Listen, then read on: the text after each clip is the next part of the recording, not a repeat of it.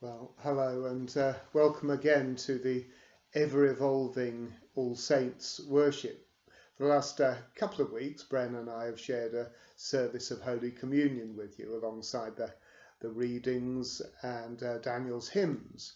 Well, this week we thought we'd try something a little bit different. I want to just reflect with you for a moment on the current situation and on perhaps how the scriptures speak into that. Well, I think we're just about at the end of a month of lockdown now, and who on earth could have imagined that as a concept? It seems so strange, and we know, at least several weeks to go. I wonder how you've responded to it. I guess quite a lot will depend on our personalities about how we take to it. Those who are more introverted may find it a blessed relief from some of the stresses and strains of getting out and about and of busyness. Those of us who are more extrovert, perhaps who get our energy from meeting people and engaging, perhaps it's a bit more of a trial for such as those. But however we are responding to it, I think we can be at least grateful for the beautiful surroundings that we have here. And if we're able to get out for our daily walk, then there's a lot to give thanks for as we look and see and touch and smell the world around us. But during this last week since Easter, I've been looking through the appearances of Jesus after the resurrection to his disciples, their familiar stories. And of course, today we have in our gospel reading the story of Jesus appearing to the disciples in lockdown. They were told they're in an upper room and they're in a locked room for fear of the Jews, shut in by fear. And well, we can just begin to appreciate what that felt like. And we can perhaps appreciate too Thomas, who is missing the party. Perhaps he's even been a bit relieved to get out of the house and nominated, I don't know, to be the one who goes and does the weekly shop. But of course, he is the one also who misses the appearance of the risen Lord. And if you are following this through the weekly mailing, you'll see that Andrew Stevenson, the vicar from Flushing, has given a reflection on that particular passage. But as well as this appearance, there are many others of Jesus to Mary in the garden, to Peter on the lakeside as he resorts to going back to his trade of fishing. And of course, my personal favourite story, that of Jesus appearing, walking alongside Cleopas and his companion on the road to Emmaus, and gradually speaking to them and revealing himself in the word and in the breaking of the bread. All of them are appearances to people who are to some degree disillusioned or despondent or fearful. And they're such deep and rich encounters. I love reading and speaking about all of them individually.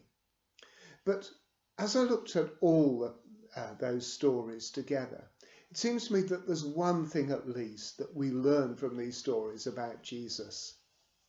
And that is that no matter how hard things become for us, no matter where we may go to hide ourselves when the world all becomes a bit too much, no matter even if sometimes we feel we're losing our faith for a while, that Jesus will be there to come to us. He will come and meet with us.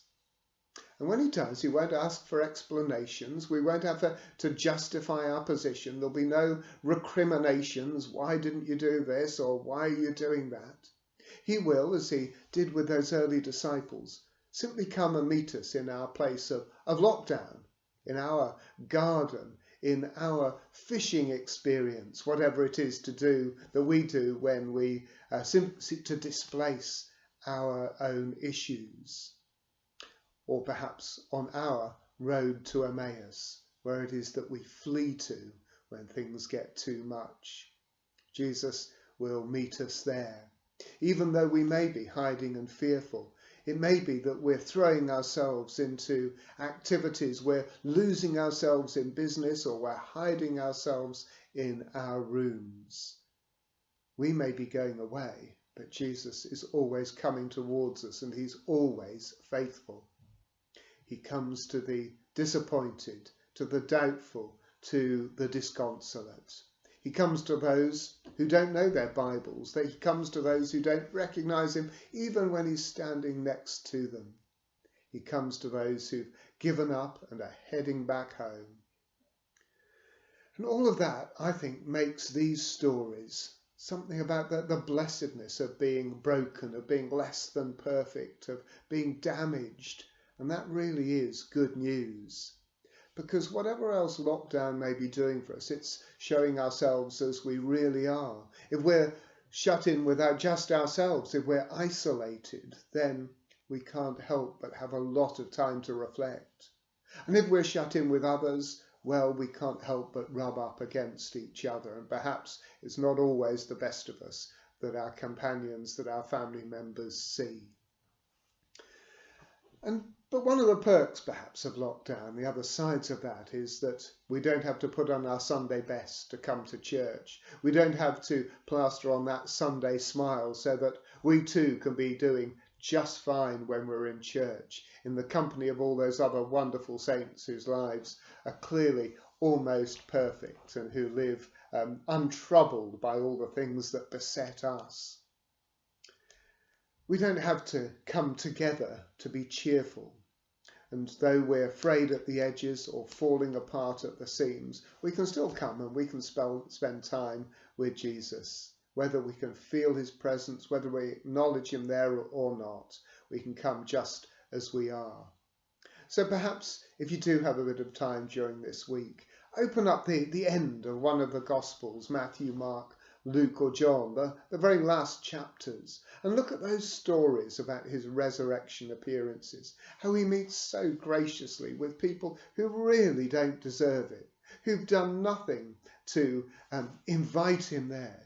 He just comes, he walks, he talks, he speaks, he eats with them, and he encourages them and he blesses them. And my expectation and my prayer is that he'll do just the same for us.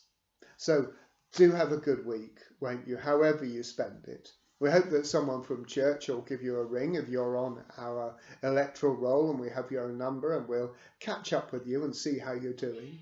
Maybe that we've been doing fine up to now, but the prospect of even a few more weeks just feels a bit hard at the moment. Well, let's remember to pray for each other, and as we do so, to know that we're bringing Jesus closer to each and every one of us.